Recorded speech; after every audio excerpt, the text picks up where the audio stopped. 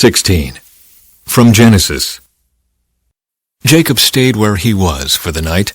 Then he selected these gifts from his possessions to present to his brother Esau: 200 female goats, 20 male goats, 200 ewes, 20 rams, 30 female camels with their young, 40 cows, 10 bulls, 20 female donkeys, and 10 male donkeys.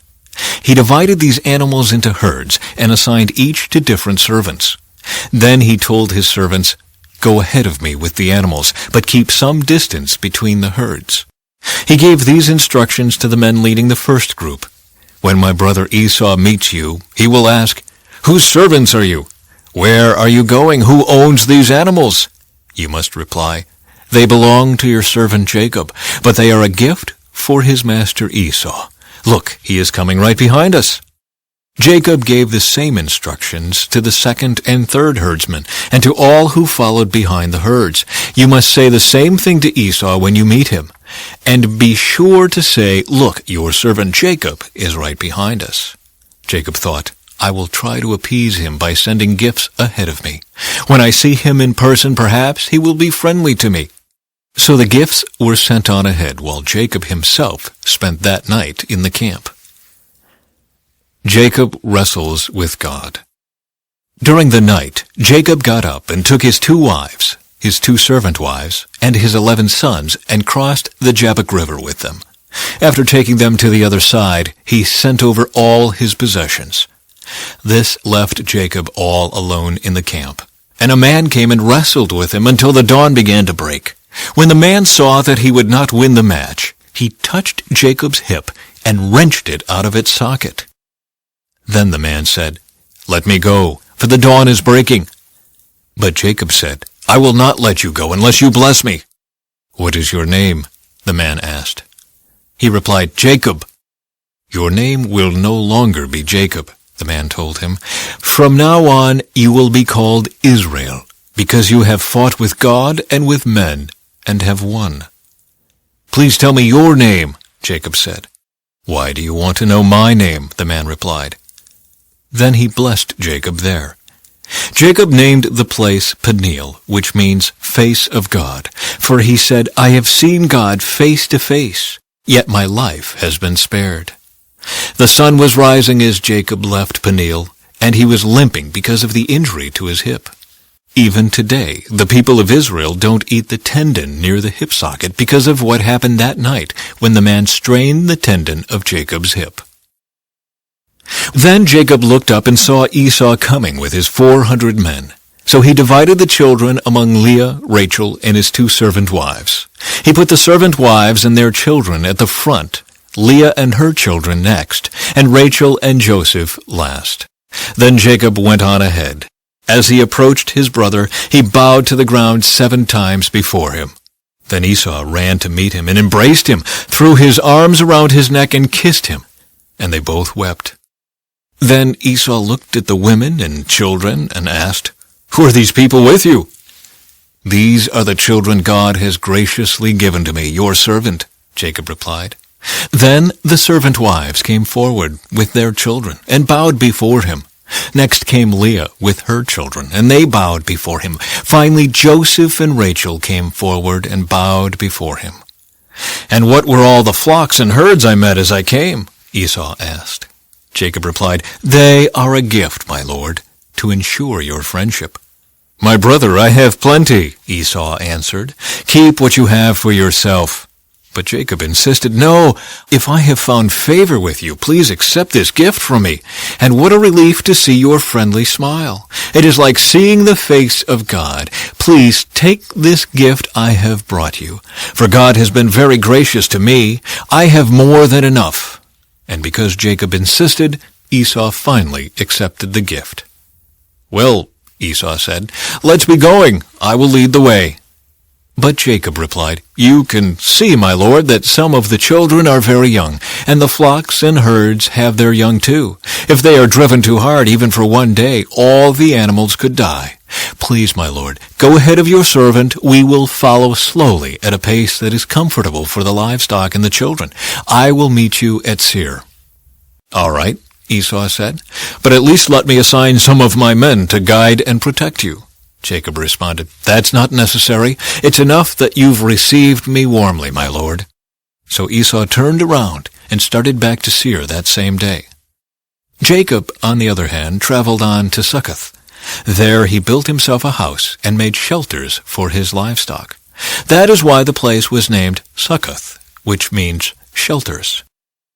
Later, having traveled all the way from Padan Aram, Jacob arrived safely at the town of Shechem in the land of Canaan. There he set up camp outside the town.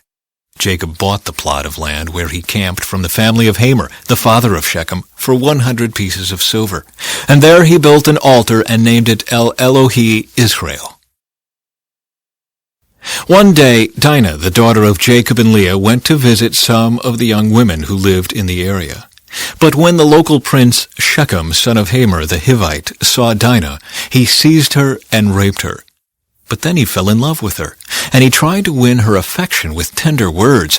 He said to his father Hamor, "Get me this young girl. I want to marry her." Soon Jacob heard that Shechem had defiled his daughter Dinah. But since his sons were out in the fields herding his livestock, he said nothing until they returned. Hamor, Shechem's father, came to discuss the matter with Jacob. Meanwhile, Jacob's sons had come in from the field as soon as they heard what had happened. They were shocked and furious that their sister had been raped. Shechem had done a disgraceful thing against Jacob's family, something that should never be done. Hamor tried to speak with Jacob and his sons. "My son Shechem is truly in love with your daughter," he said. "Please let him marry her. In fact, let's arrange other marriages too. You give us your daughters for our sons, and we will give you our daughters for your sons. And you may live among us. The land is open to you. Settle here and trade with us, and feel free to buy property in the area."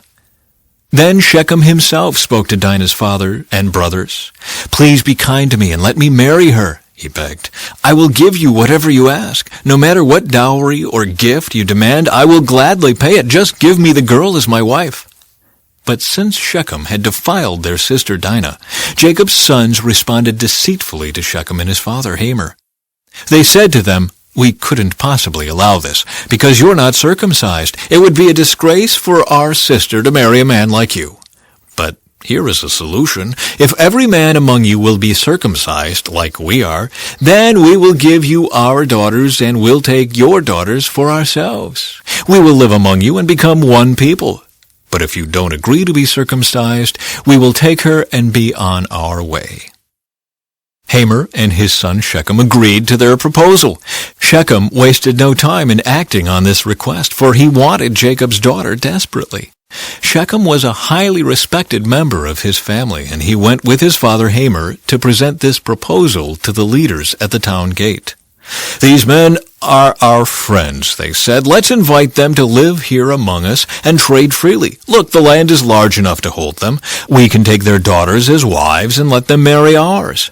But they will consider staying here and becoming one people with us only if all of our men are circumcised, just as they are. But if we do this, all their livestock and possessions will eventually be ours. Come, let's agree to their terms and let them settle here among us."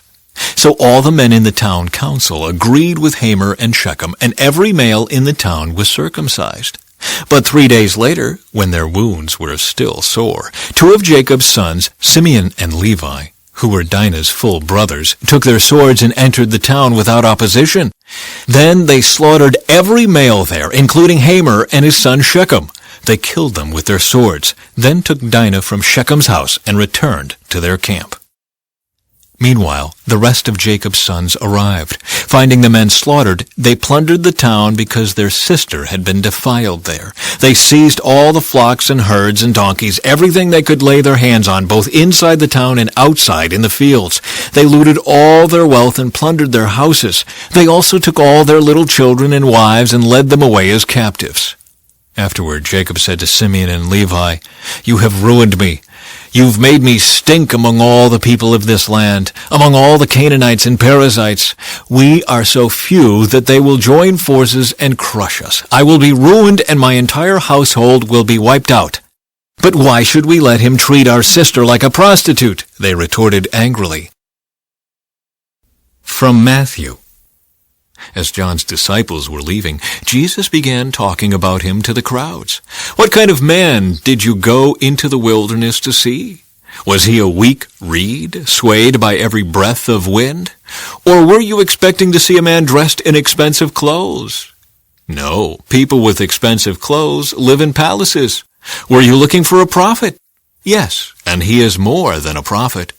John is the man to whom the Scriptures refer when they say, "Look, I am sending my messenger ahead of you, and he will prepare your way before you."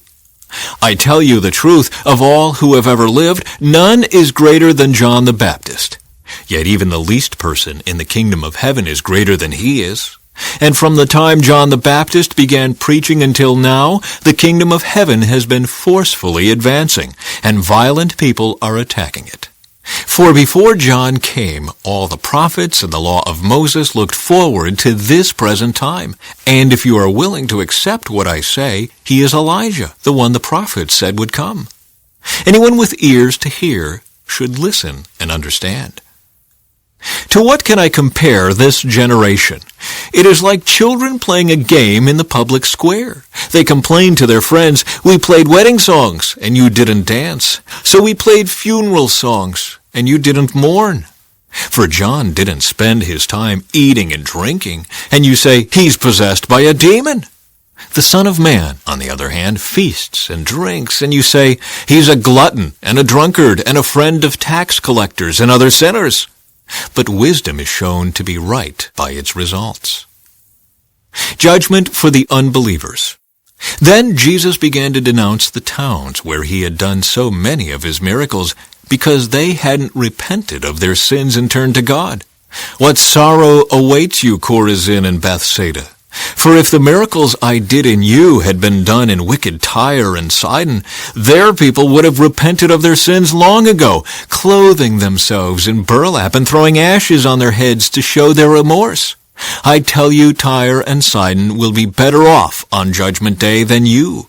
And you people of Capernaum, will you be honored in heaven? No. You will go down to the place of the dead. For if the miracles I did for you had been done in wicked Sodom, it would still be here today. I tell you, even Sodom will be better off on Judgment Day than you." Jesus' prayer of thanksgiving. At that time, Jesus prayed this prayer: "O Father, Lord of heaven and earth, thank you for hiding these things from those who think themselves wise and clever, and for revealing them to the childlike. Yes, Father, it pleased you to do it this way. My Father has entrusted everything to me.